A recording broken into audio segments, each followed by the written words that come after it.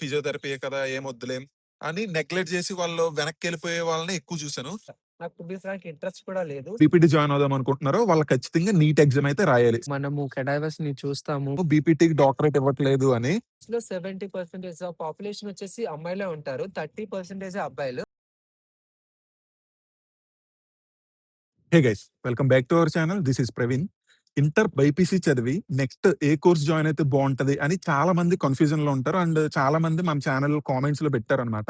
So చాలా మందికి నేను నర్సింగ్ జాయిన్ అవ్వండి, లేదంటే పారామెడికల్ కోర్సెస్ లో కొన్ని ఎనస్థీషియా లేదంటే రేడియాలజీ ఇట్లా కొన్ని కోర్సెస్ సజెస్ట్ చేశాను. సో అండ్ కొంతమంది బీపీటీ కూడా ఎట్లా ఉంటది అని చాలా మంది నన్ను అడిగారు. సో ఈ రోజు వీడియోలో మనం అసలు బీపీటీ కోర్స్ గురించి ఫుల్ డీటెయిల్స్ అయితే తెలుసుకుందాము. సో మనకి ఈ రోజు రాహుల్ బ్రో అయితే వచ్చారు. ఈ బ్రో కూడా బీపీటీ ఫైనల్ ఇయర్ చదువుతున్నారు.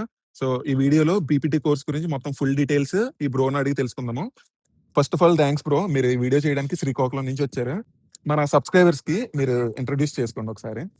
హాయ్, హలో, నమస్తే. This is your Rahul. Passion physio అని అందరికీ తెలిసే ఉంటుంది. సో ఫస్ట్ ప్రవీణ్‌కి నేను కూడా థాంక్స్ చెప్పాలి. ఇలా కొలాబ్ అడిగిన వెంటనే నేను చేద్దాము, ఖచ్చితంగా యూజ్ అవుతుంది. చాలా మందికి డౌట్ ఉంటుంది. ఎట్లా రీచ్ అవ్వాలి అని చెప్పి. సో మీ అందరికి యూజ్‌ఫుల్ అవుతుందని చెప్పి నేను కూడా ఓకే అని చెప్పన్నాను.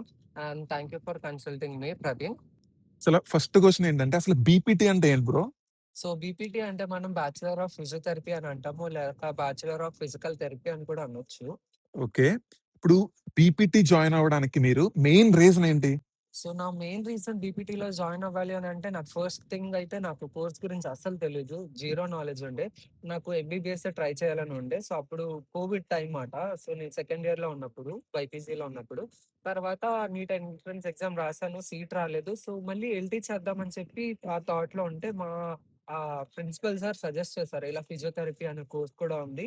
సో దానికి డాక్టరేట్ కూడా ఉంటుంది. You can go for it అని చెప్పి ఆయన సజెస్ట్ చేయడం వల్ల నేను బ్లైండ్ గా ఇంకొచ్చి జాయిన్ అయ్యా. నాకు టు బీ ఫ్రాంక్ ఇంట్రెస్ట్ కూడా లేదు. సో దాని గురించి జీరో నాలెడ్జ్ ఉంది అప్పుడు. సో జాయిన్ అయిన తర్వాత ఇంకా అట్లా I came to know what is physiotherapy అని చెప్పి, ఎలా హీల్ చేయొచ్చు ఫిజియోథెరపీని వితౌట్ మెడిసిన్ అని చెప్పి నేను తెలుసుకోవడం జరిగింది మాట. సో నేను బీపీటీకి రావడం అయితే మెయిన్ రీజన్ ఇదే. సో నాకు గోల్ లేకపోతే అల్టిమేట్ గా నేను ఫిజియోథెరపీ తీసుకోవాలని ఏం లేకుండే ఇంటర్ తర్వాత, టు బీ ఫ్రాంక్. సో అయితే బీపీటీ మీకు ఇంట్రెస్ట్ లేదు, బట్ ఇప్పుడు చదువుతున్నారు కాబట్టి మీకు ఇంట్రెస్ట్ వచ్చింది.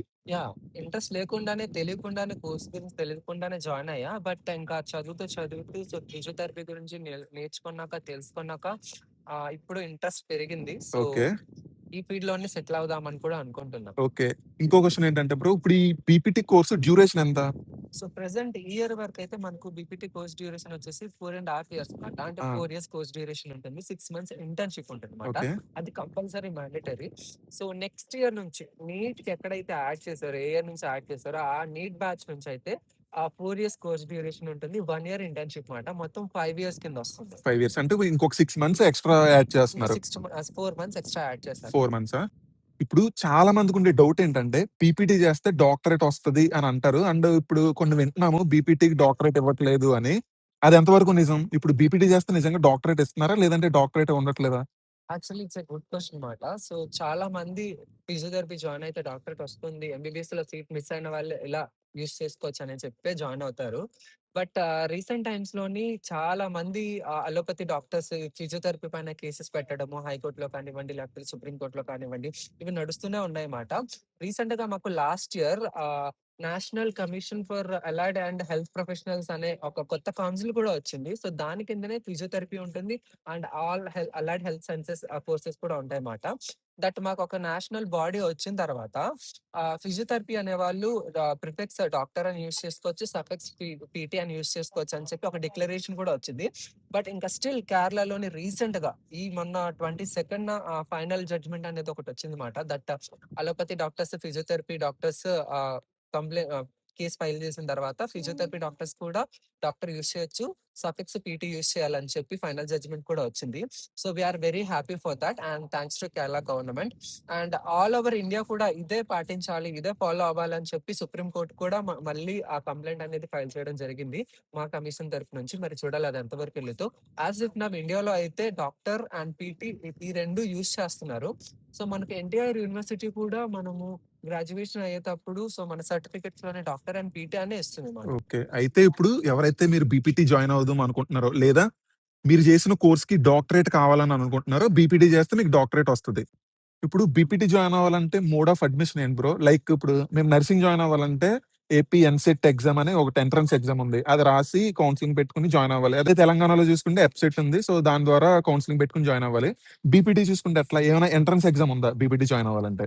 యాక్చువల్లీ ఈ ఇయర్ వరకు మనకు ఆంధ్రాలో అయితే I don't know about other state. Other okay. States లోకైతే వాళ్ళ స్టేట్ ఎంట్రన్స్ ఎగ్జామ్ టెస్ట్ అనేది ఉంటుంది. వాళ్ళ ఓకే. యూనివర్సిటీ కండక్ట్ చేస్తుంది, health university. Hmm. Coming to Andhra Pradesh, మన ఎన్టీఆర్ యూనివర్సిటీ అయితే ఈ ఇయర్ వరకు ఐపీ బేస్డ్ కిందనే అడ్మిషన్స్ అనేవి కండక్ట్ చేస్తుందన్నమాట. అంటే ఇంటర్ మార్క్స్ బేస్ చేసుకొని సీట్ ఇచ్చారు. ఓకే. ఇంటర్మీడియట్ మార్క్స్ బేస్ చేసుకొని సీట్ ఇచ్చారు. But coming to next year 2026-27 batch కైతే మ్యాండేటరీగా నీట్ ఎంట్రన్స్ ఎగ్జామ్ అనేది ఉండాలి. సో మీరు అందరూ నీట్ అపియర్ అయ్యి నీట్ ఎగ్జామ్ రాసిన తర్వాత మీకు ఫిజియోథెరపీ సీట్స్ అనేవి అలొకేట్ చేస్తారన్నమాట. సో ఈ ఇయర్ వరకు అయితే ఇంటర్ బేస్డే తీసుకుంటున్నారు ఓకే. ఇప్పుడున్న అడ్మిషన్స్ కూడా. ఓకే. నెక్స్ట్ ఇయర్ నుంచి మీరు ఎవరైతే బీపీటీ జాయిన్ అవుదాం అనుకుంటున్నారో వాళ్ళు ఖచ్చితంగా నీట్ ఎగ్జామ్ అయితే రాయాలి. ఎంబీబీఎస్ జాయిన్ అవ్వాలంటే నీట్ ఎగ్జామ్ ఎట్లా రాస్తారో బీపీటీ జాయిన్ అవ్వాలన్నా కూడా నీట్ ఎగ్జామ్ అయితే రాయాలి నెక్స్ట్ ఇయర్ నుంచి. ఓకే. అయితే ఇప్పుడు నెక్స్ట్ ఇయర్ నుంచి నీట్ ఎగ్జామ్ రాస్తారు. వాళ్ళు కౌన్సెలింగ్ పెట్టుకొని ఏదో కాలేజ్‌లో పెట్టుకుంటారు. సో ఇప్పుడు కాలేజెస్ దగ్గరకొస్తే ఇప్పుడు నర్సింగ్ చూసుకుంటే ఫర్ ఎగ్జాంపుల్ మాకు నర్సింగ్ జాయిన్ అవ్వాలంటే అంటే ఎస్పెషల్లీ బాయ్స్ చాలా తక్కువ కాలేజెస్ ఉన్నాయి. అంటే ఇప్పుడు గవర్నమెంట్ కాలేజెస్ ఉన్నాయి నర్సింగ్‌లో ఒక 14 అట్లా ఉన్నాయి ఏపీలో. సో అవన్నీ గర్ల్స్‌కే అన్నమాట. కో ఎడ్యుకేషన్ గవర్నమెంట్ కాలేజ్‌లో ఉండదు. అండ్ ప్రైవేట్‌లో చూసుకున్నా సరే చాలా తక్కువ కాలేజెస్ మాత్రమే కో ఎడ్యుకేషన్‌కి ప్రిఫరెన్స్ ఇస్తున్నారు వాళ్ళు. సో ఎందుకు అంటే ఆ రీజన్స్ వేరున్నాయి. అవి నేను ఇప్పుడు ఈ వీడియోలో మాట్లాడదలుచుకోలేదు. కమింగ్ టు బీపీటీ బీపీటీ చేయాలనుకుంటే గవర్నమెంట్ కాలేజ్‌లో చేయొచ్చా? అండ్ కో ఎడ్యుకేషన్ గవర్నమెంట్‌లో ఉందా? అండ్ ప్రైవేట్ కాలేజెస్ ఎట్లా ఉంటాయి ఏంటి అనేది చెప్పండి. ఇప్పుడు యాజ్ ఆఫ్ నౌ ఆంధ్రప్రదేశ్‌లో అయితే మనకు నేను జాయిన్ అయినప్పుడు 41 కాలేజెస్ ఉండే. ఓన్లీ బీపీటీకి, ఫిజియోథెరపీకి. బట్ రాను రాను ఈ ఇయర్‌కి 2025 ఇయర్‌కి నియర్లీ 80 ప్లస్ కాలేజెస్ అనేవి వచ్చినాయి. ఓకే. ఇవన్నీ affiliated to doctor NTR university మాట. మనకైతే ఫిజియోథెరపీ కాలేజ్‌కి ఇప్పటి వరకు మన స్టేట్‌లో అయితే గవర్నమెంట్ కాలేజెస్ అనేవి లేవు. అప్‌కమింగ్ నీట్ బ్యాచ్‌తో అయితే మనకు గవర్నమెంట్ కాలేజెస్ అంటే యాడ్ చేస్తారని చెప్పి నోటీస్ అనేది రిలీజ్ చేశారన్నమాట. సో ఇప్పటికైతే అన్ని ప్రైవేట్ కాలేజెసే. So affiliated to NTR university. Coming to education system వచ్చేసి మాకు కో ఎడ్యుకేషనే ఉంటుందండి. ఎప్పటి నుంచో కో ఎడ్యుకేషనే ఉంది. ఓకే. సో బీపీటీకి వచ్చేసి మా కాలేజెస్ లో 70% ఆఫ్ పాపులేషన్ వచ్చేసి అమ్మాయిలే ఉంటారు. 30% అబ్బాయిలు. మరి అది ఎందుకు ఆ పర్సెంటేజ్ వ్యారీ అవుతుందో తెలీదు. స్టిల్ ఇప్పటికి అది కంటిన్యూ అవుతుంది. చూస్తే మోర్ ఓవర్ అబ్బాయిల కన్నా అమ్మాయిలే ఫిజియోథెరపీకి ఎక్కువ ప్రిఫరెన్స్ ఇస్తున్నారు అని చెప్పి అనుకోవచ్చు. సో ఇప్పుడు మీరు చెప్పినట్టు 70% ఆఫ్ బీపీటీ సీట్స్ అమ్మాయిలే జాయిన్ అవుతున్నారు అన్నారు.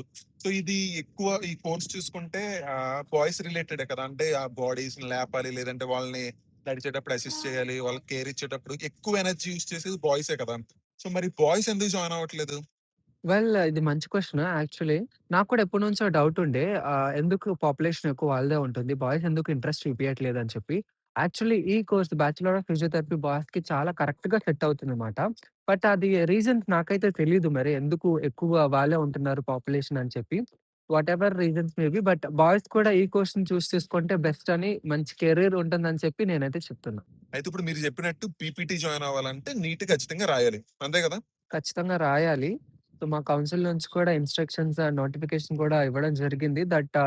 మ్యాండేటరీ చేస్తున్నాము. ఎంట్రన్స్ ఎగ్జామ్ రాయాలని చెప్పి. And okay. సిలబస్ కూడా పెంచుతున్నట్టు, అండ్ సబ్జెక్ట్స్ కూడా ఇంకా ఎక్స్‌ట్రా యాడ్ చేస్తున్నట్టు డీటెయిల్ నోటిఫికేషన్ అయితే రావడం జరిగింది. Okay bro. ఇప్పుడు నీట్ ఎగ్జామ్ రాసి క్వాలిఫై అవుతాము. అండ్ ఇప్పుడు అప్లికేషన్ పెట్టుకుంటారు. అండ్ కౌన్సెలింగ్ ప్రాసెస్ ఏంటి? అంటే ఎన్ని ఫేజెస్ ఉంటాయి? ఇప్పుడు నర్సింగ్‌లో చూసుకుంటే 3 ఫేజెస్ ఉంటాయి. అండ్ కన్వీనర్ కూడా మేనేజ్మెంట్‌కి కూడా కౌన్సెలింగ్ ఉంది మాకు. సో అట్లా మీకు కూడా ఎన్ని ఫేజెస్ ఉంటాయి? అండ్ మేనేజ్మెంట్ ఎట్లా ఉంటది? కన్వీనర్ ఎట్లా ఉంటది? ఏంటి? ఇప్పటికైతే మనకు స్టేట్ గవర్నమెంట్ నుంచి 3 ఫేజెసే ఉంటాయన్నమాట. ఇయర్ వరకు ఇప్పటి వరకు 3 ఫేజెసే ఉన్నాయి. So, first, second, third. ఇంకా థర్డ్ ఫేజ్‌లో కూడా ఫిల్ అవ్వని వాళ్ళకి మోపప్ రౌండ్ అని చెప్పి ఫిల్ చేసేస్తారు okay. Seats. And seat division వచ్చేసి మనకు కన్వీనర్ కేటగిరీ వాళ్ళకి 30 సీట్స్ అనేవి ఇస్తారు ఎవ్రీ కాలేజ్‌కి. ఓకే. అండ్ 20 అనేది మేనేజ్మెంట్ కోటా వాళ్ళకి ఇచ్చేస్తారన్నమాట. So, every year per batch 50 మెంబర్సే ఇంటేక్ మాట ఇప్పటి వరకు అయితే వచ్చి. So, coming to next year నుంచి సీట్ కేటగరీ ఎలా ఉంటుందో, ఎలా సీట్స్ ఇస్తాడో, ఎన్ని ఫేజెస్ ఉంటాయో, ఇంకా అసలు కేటగరైజ్ డివిజన్ ఎలా ఉంటుందో కూడా ఇంకా ఎక్స్‌పెక్ట్ చేయలేము. అది ఎట్లా అప్‌కమింగ్ కౌన్సిల్ ఎలా తీసుకొచ్చిద్దో ప్రపోజల్ ఇంకా పెట్టలేదు. మరి వాళ్ళ చేతుల్లోనే ఉందది. అండ్ కొంచెం అకాడమిక్ ఇయర్ లాగ్ అయ్యేలా ఉంది నెక్స్ట్ బ్యాచ్‌కి. ఎందుకంటే రీసెంట్‌గానే ఇంకా మొన్ననే రిలీజ్ అయింది 2025 బ్యాచ్ వాళ్ళకి. నెక్స్ట్ అప్‌కమింగ్ బ్యాచ్ వాళ్ళకి మే, జూన్‌లో నీట్ ఎగ్జామ్ పెడితే గనుక వాళ్ళకి అకాడమిక్ ఇయర్ లాగ్ అయ్యేలా ఉంటుంది. మరి అది కౌన్సిలే ఇంకా దానికి తగ్గట్టుగా ప్రికాషన్స్ అన్నీ తీసుకొని కౌన్సెలింగ్ అనేది కండక్ట్ చేయాలి. ఇప్పుడు ఈ ఎగ్జామ్ రాసి కౌన్సెలింగ్ పెట్టుకొని ఏదో కాలేజ్‌లో జాయిన్ అవుతాము. సో, జాయిన్ అయ్యాక కన్వీనర్ కోటాలో సీట్ కొడితే వాళ్ళకి ఫీ స్ట్రక్చర్ ఎట్లా ఉంటది? అండ్ మేనేజ్మెంట్‌లో జాయిన్ అయితే ఫీ స్ట్రక్చర్ ఎట్లా ఉంటది? ఇప్పుడు ఒక కాలేజ్ తీసుకుందాము. ఆ కాలేజ్‌లో మేనేజ్మెంట్ కోటా వాళ్ళకి 1.5 లాక్ పర్ ఇయర్ ఫీ ఉంటుంది. Tuition fee. అదే ఓన్లీ ట్యూషన్ ఫీజా? Only or including hostel fees కూడానా? లేదు. ఓన్లీ ట్యూషన్ ఫీజే ఉంటుంది. ఆ! నేను ఫర్ ఎగ్జాంపుల్ చెప్తున్నా ఒక ఓకే. కాలేజ్ గురించి. వేరాస్ కన్వీనర్ కోటాలోంచి సీటొచ్చిన వాళ్ళకి మనకు గవర్నమెంట్ కొంచెం కన్సెషన్ అనేది ఇస్తుందన్నమాట. సో, నాకు కన్వీనర్ కోటా. సో, నాకు రూ. 34,500 మాత్రమే పే చేయాలన్నమాట. ఓకే. ఫస్ట్ ఇయర్‌లో. రాను second year, third year, fourth ఇయర్‌కి నాకు రూ. 29,000 మాత్రమే. అది మా కాలేజ్‌లో మాత్రమే. హ్మ్. ఇది వేరే కాలేజ్‌కి వేరీ అవుతూ ఉంటుందన్నమాట ఆ కాలేజ్‌ని బట్టి. సో, గవర్నమెంట్ కోటా నుంచి సీటొచ్చిన వాళ్ళకి తప్పకుండా కన్సెషన్ అనేది ఉంటుంది. Comparing to management quota. Okay. Fees reimbursement వస్తదా బ్రో? ఇప్పుడు మీరు కన్సెషన్ అన్నారు కదా! అదే ఫీజ్ రింబర్స్‌మెంటా? కన్సెషన్ అనేది ఫీజ్ రీయింబర్స్‌మెంట్. ఇప్పుడు కన్వీనర్ కోటాలోంచి సీటొచ్చి స్కాలర్‌షిప్‌కి ఫీజ్ రీయింబర్స్‌మెంట్‌కి మనం ఎలిజిబుల్ అయితే గనక ట్యూషన్ ఫీజ్ మొత్తం గవర్నమెంటే పే చేస్తుంది. ఓకే. మీరు కన్వీనర్ కోటాలోంచి సీటొచ్చి మీకు స్కాలర్‌షిప్ మీరు ఎలిజిబిలిటీ లేదు అంటే గనక ఆ రూ. 34,000 మీరు పే చేయాలన్నమాట. Extra okay. Pay okay. చేయాల్సిన అవసరం లేదు. ఇప్పుడు కన్వీనర్ కోటాలో సీట్ కొట్టిన వాళ్ళకి వాళ్ళు ఎలిజిబుల్ అయితేనే ఫీజ్ రింబర్స్‌మెంట్ వస్తది. ఒకవేళ వాళ్ళు ఎలిజిబుల్ కాదు అని అనుకుంటే లైక్ ఇప్పుడు వాళ్ళ స్టూడెంట్ పేరెంట్స్ ఎవరైనా గవర్నమెంట్ ఎంప్లాయీస్ అయితే వాళ్ళకి ఫీజ్ రింబర్స్‌మెంట్ రాదు. సో, వాళ్ళే కట్టుకోవాలి మనీ. So, yeah! అండ్ ఇంకోటేంటంటే ఓవరాల్‌గా ఎంతవుతది? అంటే ఇప్పుడు ట్యూషన్ ఫీజ్ ఒక 35,000 అన్నారు. ఎవరికి? కన్వీనర్ కోటా వాళ్ళకి. అండ్ బుక్స్ సెపరేట్‌గా మనం కొనుక్కోవాలా? కాలేజ్ వాళ్ళు ఎవరైనా ఫ్రీగా ఇస్తారా? లేదంటే సెమ్ ఎగ్జామ్స్‌కి ఇంత ఫీజ్ అని ఉంటది. అండ్ కొన్ని మిస్‌లీనియస్ ఎక్స్‌పెన్సెస్ ఉంటాయి. సో, అన్ని ఓవరాల్‌గా కలుపుకొని కన్వీనర్ కోటా వాళ్ళకి ఒక ఇయర్‌కి ఎంతవుతది బ్రో? సో, కన్వీనర్ కోటా వాళ్ళకి ట్యూషన్ ఫీజ్ వచ్చేసి నేను పే చేస్తుంది రూ. 34,500 మాట ఫస్ట్ ఇయర్‌కి మాత్రమే. అది ఇంకా ఇయర్‌కొచ్చేకి మా కాలేజ్‌లో చేంజ్ అవుతుంది. సో, ఇలా ఒక ఫస్ట్ ఇయర్ స్టాండర్డ్ చూసుకుంటే గనక అంత అవుతుంది. బుక్స్‌కి ఒక 5,000 అవుతుంది అప్రాక్సిమేట్‌లీగా. సో, అక్కడే 40,000 అరౌండ్ అవుతుంది. ఇంకా మిగతావి ఎగ్జామ్ ఫీజు ఇంకా దానికి దీనికి కలిపి ఒక అరౌండ్ 50,000 మాత్రమే అవుతుందన్నమాట. ఇది కాలేజ్‌కి వేరీ కూడా అవుతుంది. మీ కాలేజ్‌ని బట్టి మీకు ఫీ స్ట్రక్చర్ అనేది ఉంటుంది. నా కాలేజ్ గురించి నేను చెప్పాను. ఇంకా ఒకవేళ మీరు హాస్టల్‌లో ఉండాలనుకుంటే గనుక 60,000-70,000 ఉంటుంది అదొకటి. సో, ఇలా కలుపుకుంటే గనుక మొత్తం 1.2 అరౌండ్ అవుతుందన్నమాట పర్ ఇయర్‌కి. ఇప్పుడు చెప్పిన ఈ 50,000 కన్వీనర్ కోటాలో ఎవరైతే సీట్ కొట్టారో వాళ్ళకి. అండ్ హాస్టల్ ఫీజు 70,000 అది మేనేజ్మెంట్ కోటాలో జాయిన్ అయిన వాళ్ళకైనా, కన్వీనర్ కోటా వాళ్ళకైనా సేమ్ ఉంటది. ఇప్పుడు మరి మేనేజ్మెంట్ కోటాలో జాయిన్ అయ్యే వాళ్ళకి ట్యూషన్ ఫీజ్ ఎంత ఉంటది బ్రో? సో, మేనేజ్మెంట్ కోటా వాళ్ళకి ఇప్పుడు కాలేజ్‌కి చాలా డిఫరెన్స్ ఉంటుంది ఫీజెస్ అనేవి. ఫర్ ఎగ్జాంపుల్ ఒక కాలేజ్‌లో చూసుకుంటే గనుక 1.5-1.70 ఈ మధ్యలోనే వేరీ అయితాయి. ఓకే. ఇంకా పెరిగితే గనుక 2,00,000 ఇంతే ఉంటుందన్నమాట. ఇంకా హాస్టల్ ఫీస్ కూడా ఇంతే వేరీ అవుతుంది. ఓకే. 70-1.5 అలా ఉంటుంది అంతే. అంటే హాస్టల్ మన చూజన్ బట్టి లైక్ హ్మ్. ఏసీ రూమ్సా, నాన్ ఏసీ అవునవును. రూమ్సా, ప్లస్ 50,000, 70,000 అలా ఉంటుంది. ఓకే. ఇంకా హాస్టల్ ఏంటంటే మీరు తీసుకునే ఫెసిలిటీస్ మీకు కావాలనుకున్న ఫెసిలిటీస్‌ని బట్టి ఆ రేట్ అనేది ఆ ప్రైస్ అనేది వేరీ అవుతూ ఉంటది. అండ్ ఇంకొకటి అడగడం మర్చిపోయాను. Main question. ఇప్పుడు BPT year wise? Or sem wise? Present అయితే మనకు యాన్యువల్ ఎగ్జామ్సే ఉంటాయన్నమాట. So, okay. ఇయర్‌కి ఒక ఎగ్జామే రాస్తాము. Final okay. ఎగ్జామ్ మొత్తం అది. ఓకే. ఇప్పుడు నర్సింగ్ చూసుకుంటే కొన్ని సబ్జెక్ట్స్ ఉంటాయి. అవేంటంటే యూనివర్సిటీ లెవెల్‌లో ఎగ్జామ్ రాయాల్సిన అవసరం లేదు. ఏంటంటే కాలేజ్ వాళ్ళే కండక్ట్ చేస్తారు. అవి రాయడం వల్ల ఇంటర్నల్ మార్క్స్ అనేవి యాడ్ చేస్తారు. అందులో వచ్చిన మార్క్స్‌ని బట్టి మనకి ఇంటర్నల్ మార్క్స్ అనేవి యాడ్ చేస్తారు.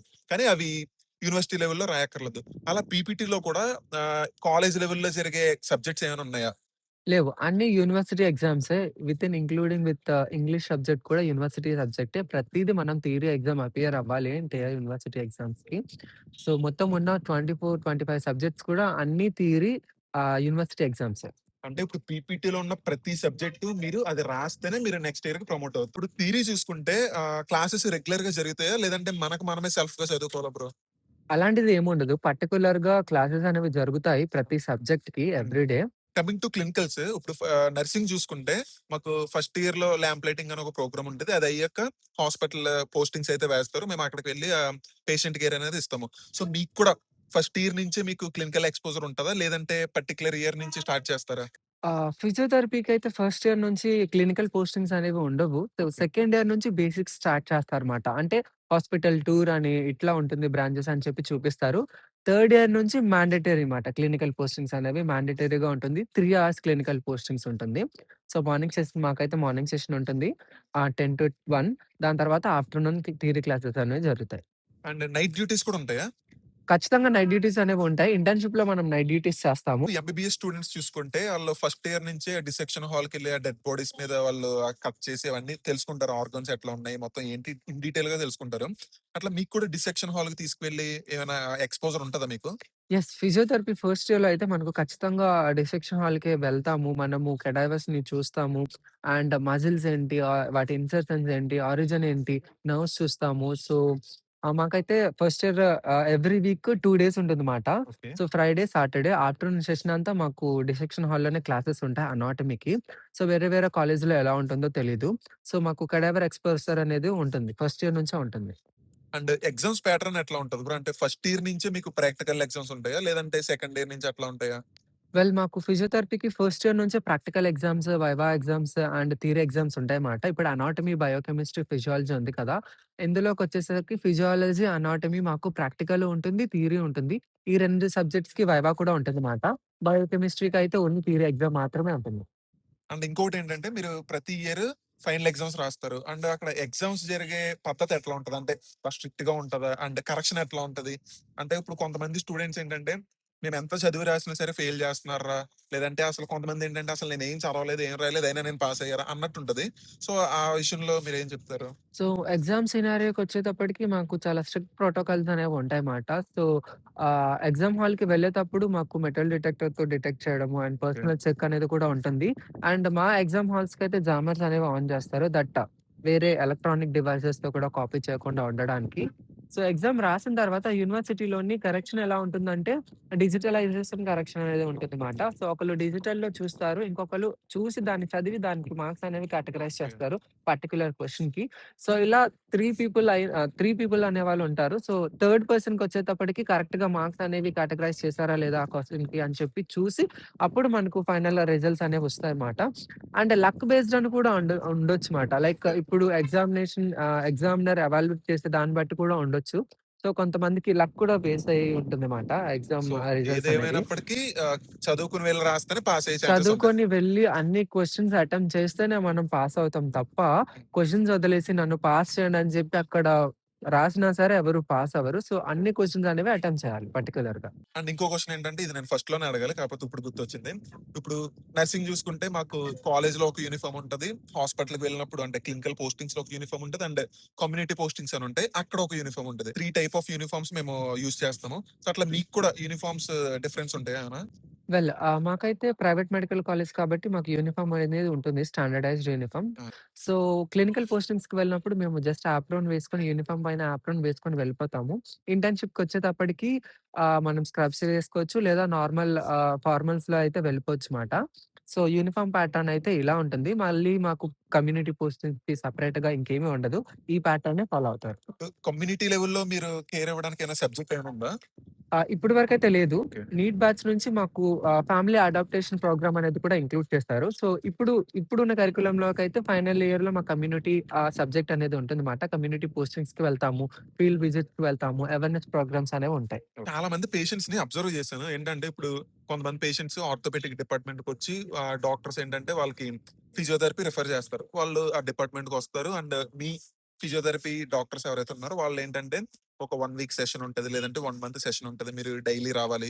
ఇట్లా చెప్తారు. సో, చెప్పినప్పుడు నేనేం అబ్జర్వ్ చేశానంటే పేషెంట్స్‌లో వాళ్ళు ఎక్కువ శాతం వెనకడుగు వేస్తున్నట్టే కనిపించింది నాకు. ఏంటంటే ఓకే. ఫిజియోథెరపీయే కదా! ఏమొద్దులే అని నెగ్లెక్ట్ చేసి వాళ్ళు వెనక్కెళ్ళిపోయే వాళ్ళనే ఎక్కువ చూసాను. సో, వాళ్ళు అలా వెళ్ళిపోవడానికి కారణం ఏమై ఉండొచ్చు? అంటే 1 వీక్, 1 మంత్ ఇట్లా రావాలి. అండ్ ఎక్కువ రోజులు రావాలి అంటే ఎక్కువ మనీ అవుతది అనే ఆలోచనలో ఉండడం వల్ల? లేకపోతే ఏంటి దానికి రీజన్ ఏమై ఉండొచ్చు? 2 రీజన్స్ కూడా ఉండొచ్చు. ఎక్కువ రోజులు ట్రీట్మెంట్ ఎవరు తీసుకుంటారు? అండ్ ఎళ్ళిన ప్రతి రోజు మనము ఫీజ్ అనేది పే చేయాలి. ఈ 2 రీజన్స్ ఉంటాయి. బట్ మనం పేషెంట్‌ని ఖచ్చితంగా కౌన్సెలింగ్ ఇయ్యాలమాట. అంటే ఇప్పుడు ఫిజియోథెరపీ ఏంటంటే స్లో ప్రోగ్రెషన్ 100% రిజల్ట్స్ అనేవి ఉంటుందన్నమాట. సో, మెల్లమెల్లగా తగ్గించుకుంటూ రావాలి గానీ, ఇప్పుడు ఏదైనా యాంటీబయోటిక్ వేసుకుంటే గంటలో, 2 గంటలో, ఒక రోజులో, 2 రోజుల్లో రిలీఫ్ వచ్చిద్ది. బట్ ఫిజియోథెరపీ అలా కాదు. Slow progression. ఖచ్చితంగా మనం కొన్ పర్టిక్యులర్ కండిషన్‌కి ఇన్ని రోజులు ట్రీట్మెంట్ ప్రోటోకాల్ అనేది ఉంటుందన్నమాట. ఖచ్చితంగా దాన్ని మనం ఫాలో అవుతేనే రిజల్ట్స్ అనేవి 100% సక్సెస్‌ఫుల్‌గా వస్తాయి. సో, పేషెంట్‌ని ఇంకా మనం అవేర్ చేయాలి. ఖచ్చితంగా ఈ ట్రీట్మెంట్ తీసుకోవాలని చెప్పి మనం అవేర్ చేసి వాళ్ళకి కౌన్సెలింగ్ ఇస్తే గనుక వాళ్ళు కూడా ఇంట్రెస్ట్ చూపిస్తారు. సో, ఇంకా ఫిజియోథెరపీకి ఇంకా పేషెంట్ పైన అవేర్‌నెస్ రావాలని ఇంకా ప్రయత్నిస్తున్నారు. ఫ్యూచర్‌లో ఖచ్చితంగా ఫిజియోథెరపీకి అలవాటు పడతారని అనుకుంటున్నాను పేషెంట్‌లయితే. సో, ఏంటంటే ఇప్పుడు ఒకసారి డాక్టర్ ఫిజియోథెరపీకి రిఫర్ చేస్తే ఇంకా ఖచ్చితంగా ఆ ట్రీట్‌మెంట్ తీసుకుంటేనే బెటర్ అయితే. ఖచ్చితంగా తీసుకోవాలి. ఆ! ఇప్పుడు ఫర్ ఓకే. ఎగ్జాంపుల్ మీకు నెక్ పెయిన్ వచ్చిందనుకోండి. సో, మీరు ఎన్ని పెయిన్ కిల్లర్స్ వేసుకున్నా నెక్ పెయిన్ తగ్గట్లేదు అనంటే గనక కానీ మోస్ట్‌లీ టాబ్లెట్స్ వేసుకునే పేషెంట్స్ అట్లా ఇదవుతారు కదా! అంటే టాబ్లెట్స్ వేసుకొని ఓకే. తగ్గిపోయిందని వదిలేస్తారు. బట్ మీరన్నట్టు ఫిజియోథెరపీ తీసుకుంటేనే బెటర్ అని అంటున్నారు. అంటే ఇప్పుడు లైక్ అలోపతి, ఫిజియోథెరపీ 2 కాంబినేషన్ ఉంటే గనక ఎక్కువ సక్సెస్ అనేది ఉంటుంది. ఓకే. పేషెంట్ రికవరీకి మనం ఎక్కువ హెల్ప్ చేయగలం. ఓకే. ఇది పేషెంట్ ఒకటి గుర్తుపెట్టుకోవాలి. ఇప్పుడు వన్స్ బీపీటీ కోర్స్ కంప్లీట్ చేసేసాక మాస్టర్స్ చేయడానికి ఎట్లా ఉంటది? అంటే ఇప్పుడు నర్సింగ్‌లో చూసుకుంటే ఎంఎస్సీ నర్సింగ్ చేసుకుంటాం. అట్లా బీపీటీలో ఏమైనా ఉందా? మనం యూజీ అయిపోయాక ఫిజియోథెరపీ ఇన్ బీపీటీ అయిపోయాక మనం మాస్టర్స్‌లోని ఎంపీటీ అంటాం. మాస్టర్స్ ఆఫ్ ఫిజియోథెరపీ అని ఓకే. అంటామాట. అందులో స్పెషలైజేషన్ చేసుకోవచ్చు. Like neurology, orthopaedics, paediatrics, gynaecologist, అలా హ్యాండ్, జీరియాట్రిక్స్ ఇట్లా వేరియసెస్ ఉంటాయన్నమాట. Sports medicine okay. ఇట్లా స్పెషలైజేషన్ కేటగరీస్ బోలెడన్ని ఉంటాయి. సో, నచ్చిన కేటగరీ మనం తీసుకొని అందులో మాస్టర్స్ కంప్లీట్ చేసుకుంటే గనక మనకు డిగ్రీ కింద అదే డెసిగ్నేషన్ వస్తుందన్నమాట. Doctor Rahul masters in physiotherapy అని ఓకే. వస్తుందన్నమాట. సో, అట్లా ప్రోగ్రామ్ ఉంటుంది. అండ్ దాని తర్వాత మనం పీహెచ్‌డీ కూడా కంటిన్యూ చేసుకోవచ్చు. ఓకే. అండ్ ఇంకోటేంటంటే ఈ మాస్టర్స్ ఇండియాలో చేయడం బెటరా? అబ్రాడ్‌లో చేయడం బెటరా? ఇండియాలో కూడా చేసుకోవచ్చు. అబ్రాడ్‌లో కూడా చేసుకోవచ్చు. కంపేరింగ్ టు ఇండియా అబ్రాడ్‌లోనే మనకు ఎక్కువ స్కోప్ అనేది ఉంటుందన్నమాట ఓకే. మాస్టర్స్‌కి. అండ్ జాబ్ ఆపర్చునిటీస్ కూడా చాలా ఎక్కువ అక్కడే ఉంటాయి. సో, ఇండియాలో చేసిన ఫిజియోథెరపిస్ట్‌లు మాస్టర్స్ అబ్రాడ్ చేయాలని చాలా మంది అనుకుంటారు. ఓకే. ఇప్పుడు మాస్టర్స్ డ్యూరేషన్ ఎంతుంటది బ్రో? అంటే ఇండియాలో అండ్ అబ్రాడ్‌లో సేమ్ ఉంటదా డ్యూరేషన్? సేమే ఉంటుందండి. ఇండియాలో అయితే మనకు 2 ఇయర్స్ ఉంటుంది. అబ్రాడ్‌లో కొన్ని కంట్రీస్‌లో 3 ఉండొచ్చు, 2 ఉండొచ్చు. ఓకే. సో, ఇప్పుడు బీఎస్సీ నర్సింగ్ చూసుకుంటే అది కంప్లీట్ చేయగానే కొంతమంది అంటే మోస్ట్‌లీ క్లినికల్ సైడ్ ఎళ్ళిపోతారు. అంటే హాస్పిటల్ సైడ్ ఎళ్ళిపోతారు. కొంతమంది మాత్రమే టీచింగ్ సైడ్ వస్తారు. అట్లా బీపీటీ చేసాక కూడా ఆప్షన్స్ ఏమైనా ఉన్నాయా? అంటే టీచింగ్ సైడ్ రావడానికి ఏమైనా ఆప్షన్స్ ఉన్నాయా? యూజీ అయ్యాక మీరు ఇండివిడ్యువల్ ప్రాక్టీస్ చేసుకోవచ్చు. లేకపోతే ఇలా టీచింగ్ వైపు కూడా రావచ్చు. హ్మ్. యూజీ అయిన తర్వాత ట్యూటర్ కింద వెళ్తారన్నమాట. అదే మాస్టర్స్ చేస్తే గనుక అసిస్టెంట్ ప్రొఫెసర్ అట్లా ఉంటుంది. పీపీటీ చేసాక జాబ్స్ ఎట్లా ఉంటాయి బ్రో? అంటే ఇప్పుడు ప్రైవేట్‌లో ఎట్లా ఉంటాయి? అండ్ స్టేట్ లెవెల్, సెంట్రల్ లెవెల్‌లో గవర్నమెంట్ జాబ్స్ ఏమైనా ఉంటాయా? అంటే ఓన్లీ బీపీటీ చేసాక? ఓన్లీ బీపీటీ చేశాక మనకు బోలెడన్ని ఆపర్చునిటీస్ అనేవి ఉంటాయి. లైక్ మనం ప్రైవేట్ సెక్టార్ వైపు వెళ్ళొచ్చు. గవర్నమెంట్ సెక్టార్ వైపు వెళ్ళొచ్చు. లేకపోతే ఇండివిడ్యువల్ ప్రాక్టీస్ పెట్టుకోవచ్చు క్లినిక్ పెట్టుకొని. మనకు సెంట్రల్ గవర్నమెంట్ నుంచి, స్టేట్ గవర్నమెంట్ నుంచి కూడా ఆపర్చునిటీస్ అనేవి ఉన్నాయన్నమాట. ఇప్పుడు మన ఆంధ్రప్రదేశ్‌లో తీసుకుంటే గనుక ఎవ్రీ డిస్ట్రిక్ట్ హాస్పిటల్‌లోని పర్టిక్యులర్‌గా ఫిజియోథెరపిస్ట్ ఉండాలని చెప్పి ఒక గెజెట్ రిలీజ్ చేశారు. అండ్ ఇప్పుడు ఫిజియోథెరపిస్ట్‌లు గెజిటెడ్ ఆఫీసర్స్ కింద మనకు గ్రేడ్ 2 ఆఫీసర్ కింద మనకు ప్రమోషన్ ఇచ్చి ఆ జాబ్స్ అనేవి వేకెన్సీస్ ఉన్నాయన్నమాట ఎవ్రీ డిస్ట్రిక్ట్ హాస్పిటల్‌లోని. కమింగ్ టు సెంట్రల్ గవర్నమెంట్ మనకు రైల్వేస్‌లో కూడా ఉన్నాయి. ఇప్పుడు డిఫెన్స్ సెక్టార్ వైపు వెళ్ళొచ్చు. అలా మల్టిపుల్ ఆప్షన్స్ ఉంటాయన్నమాట. ఫిజియోథెరపీకి అయితే జాబ్ ఆపర్చునిటీస్ కోవిడ్ తర్వాత పెరిగాయని చెప్పొచ్చు. ఇంకా ఈ ఇయర్‌కి అయితే ఇంకా ఫుల్ ప్రాసెస్‌లో ఉన్నాయి. ఇప్పుడు మీరు ఓకే. జాబ్స్ సెంట్రల్ లెవెల్‌లో ఉన్నాయి, స్టేట్ లెవెల్‌లో ఉన్నాయి, అండ్ ప్రైవేట్‌లో ఉన్నాయి కూడా అన్నారు. సో, ఇప్పుడు ప్రైవేట్‌లో ఎంత రావచ్చు అంటే సాలరీ? మినిమమ్ పర్ మంత్ ఎంత రావచ్చు? అంటే ఇప్పుడు బేస్డ్ ఆన్ హాస్పిటలే అండి అది. హ్మ్. లైక్ ఇప్పుడు కిమ్స్ గానీ, మెడికవర్ గానీ హ్మ్. అట్లా పెద్ద పెద్ద హాస్పిటల్స్ చూసుకుంటే గనుక పేయింగ్ స్కేల్ వేరీ అవుతాయి. చిన్న చిన్న హాస్పిటల్స్‌కి, పెద్ద హాస్పిటల్‌కి. ఇప్పుడు ఒక ఫ్రెషర్‌గా అయితే నార్మల్‌గా మన గవర్నమెంట్ హాస్పిటల్స్‌లో అయితే 32,000 నుంచి అయితే స్టార్టింగ్ ప్రైస్ ఓకే. అనేది ఇస్తున్నారు. Coming to private hospital max అంతే ఉంటుంది. 30, 32, 35 ఇట్లానే వేరీ అవుతుందన్నమాట. ఓన్లీ యూజీతో మాత్రమే. ఓకే. అదే మీరు పోస్ట్ గ్రాడ్యుయేషన్ చేసి కొంచెం ఎక్స్‌పీరియన్స్ ఉంటే గనుక మీ ఎక్స్‌పీరియన్స్ దాన్ని బట్టి పేయింగ్ స్కేల్ అనేది పెరగొచ్చు. అండ్ ఇంకోటేంటంటే ఇప్పుడు మీరిందాక చెప్పారు క్లినిక్ పెట్టుకోవచ్చని. క్లినిక్ పెట్టుకోవడం అంటే ఇప్పుడు మనకి డైరెక్ట్ బీపీటీ చేయగానే క్లినిక్ పెట్టేసుకోవచ్చా? లేదు. మనకు అలైడ్ హెల్త్ సైన్సెస్‌కి రిజిస్ట్రేషన్ అనేది ఉంటుందన్నమాట. ఇప్పుడు క్లినిక్ పెట్టుకోవడానికి. మీరు ఖచ్చితంగా పీజీ కంప్లీట్ అయిన తర్వాత ఆ కౌన్సిల్‌కి మనము రిజిస్ట్రేషన్ అనేది చేసుకోవాలి. అండ్ కమింగ్ టు ఆంధ్రప్రదేశ్ మనకు ఆంధ్రప్రదేశ్ ఫిజియోథెరపీ అసోసియేషన్ అనేది కూడా ఉంటుందన్నమాట. అక్కడ కూడా ఆ కౌన్సిల్‌లో కూడా మనం రిజిస్ట్రేషన్ అయ్యాక లైసెన్స్ వచ్చిన తర్వాత ప్రాక్టీస్ పెట్టుకోవడానికి ఛాన్స్ అండ్ యాక్సెస్ అనేది ఉంటుంది. సో, ఇప్పుడు ఈ వీడియో చూసి ఇంటర్ బైపీసీ చదివేసి బీపీటీ జాయిన్ అవుదాము అనుకుంటున్న స్టూడెంట్స్‌కి మీరేం చెప్తారు? ఏంటంటే ఇప్పుడు మీరు ఆల్రెడీ ఫైనల్ ఇయర్‌లో ఉన్నారు. అండ్ ఇంకొన్ని మంత్స్‌లో మీ బీపీటీ అయిపోయిద్ది. సో, మీరు వాళ్ళకేం చెప్తారు? సో, ఎవరైనా సరే ఈ వీడియో చేసే వాళ్ళకి మీకు ఇంట్రెస్ట్ ఉంటే గనక, ఆ ప్యాషన్ ఉంటే మాత్రమే తీసుకోండి మెడికల్ ప్రొఫెషన్‌లో. అది బీపీటీ అనే కాదు, ఏ కోర్స్ అయినా మెడికల్ ఫీల్డ్‌లో. ఎందుకంటే ఏది అంత ఈజీ కాదు. చాలా కష్టపడి చదవాలి. సబ్జెక్ట్స్ కూడా అన్ని టఫ్ ఉంటాయి. సో, ఇంట్రెస్ట్ మీద, ప్యాషన్ మీద తీసుకోండి గానీ టైమ్ పాస్‌గా తీసుకోకండి. మీ టైమ్‌నయితే అస్సలు వేస్ట్ చేయకండి. సో, టైమ్ పాస్ కోర్స్ అయితే అస్సలు కాదు ఫిజియోథెరపీ అనేది. ఆ ఫిజియోథెరపీలో కూడా కెరీర్ చాలా మంచిగా అప్‌కమింగ్ డేస్‌లో ఉండబోతుంది. ఇప్పుడు కూడా ఉంది. నా వన్ అడ్వైస్ అయితే ఇదే. వీడియో అయితే ఇది ఫ్రెండ్స్. నచ్చితే ఒక లైక్ వేసుకోండి. అండ్ ఇంటర్ ఎవరైతే బైపీసీ చదువుతున్నారో వాళ్ళకి ఈ వీడియోని షేర్ చేయండి. అండ్ ఇంకొక విషయం ఏంటంటే మన రాహుల్ బ్రోకి ప్యాషన్ ఫిజియో అనే యూట్యూబ్ ఛానల్ ఉంది.